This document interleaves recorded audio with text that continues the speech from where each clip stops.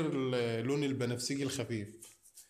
تمام. البوليستر التركي بيجي متكبلت جاهز، عليه كابلاته خفيفه نقدر نشتغل بيه في الصيف مباشر من غير كوبالت. يعني ما نقدرش مش عايزين نستخدم الكوبالت في الشتاء بقى خلاص، لان الصيف غير الشتاء، الجو بقى حر، مش محتاجين كوبالت بالنسبه للبوليستر التركي. لو بتجيب بوليستر سعودي اللي هو لونه وردي شويه، ده هتحط عليه نسبة كوبالت بتاع حوالي نص جرام على الكيلو، يعني حوالي 5 جرام، نص في المية يا رب، يعني حوالي 5 جرام على كل كيلو. ده العازل. طبعا ده العازل الأمريكي. طبعا العازل الأمريكي تقريبا العلبة دي دلوقتي أنا جايبها بقالي، دي عدت سنة معايا حتى بقى قربت تخلص، بس فيها شوية حلوين يعني. العازل الامريكي اللي كنت جايبه ساعتها ب 150، دلوقتي سمعته بقى ب 180، فطبعا سعره عالي.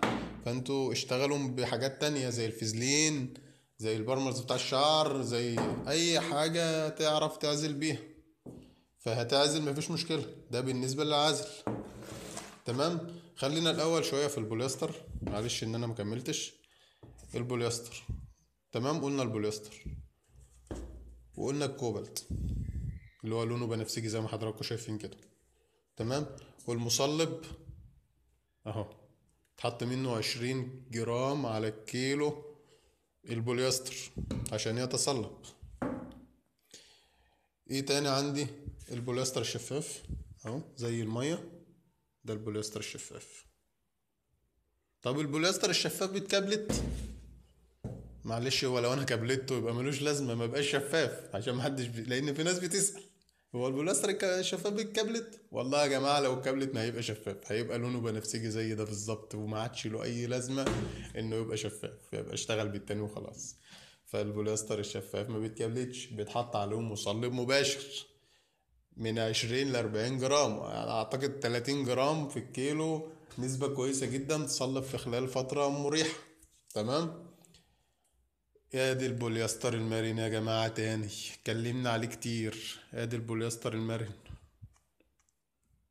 تمام. البوليستر المرن تقيل شوية، واللي شاف الفيديوهات بتاعتنا عارف اشتغلنا بيه ايه وعملنا بيه ايه، وعارف لما احنا بنضيف ده على ده بيطلع خامة ممتازة، وقلنا الكلام ده 100 مرة. ده بيتحط عليه كوبلت. تمام. وبعدين يتحط عليه المصلب ويشتغل. طب انا حطيت المصلب، حطيت عليه كوبالت وحطيت عليه لون، وبعدين حطيت المصلب واشتغل، وبعد كده لقيته بيبصم معايا. موضوع التبصيم هنتكلم فيه دلوقتي بعد ما نخلص بقية الحاجة. دي الانالين او الالينا، انالين او الالينا زي ما الناس ما بتقول. دي شغلتها ايه؟ دي زي الكوبالت لكن اقوى بمراحل.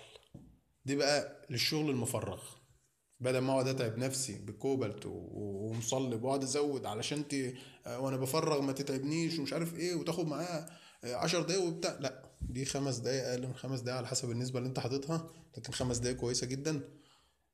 تشتغل معاك، تيجي تبص تلاقيها فرغت والحاجه نشفت معاك بسرعه، ريحتك، ما فضلتش تلف في القالب كتير، فمش هيتعبك، فبقى لها دور مهم.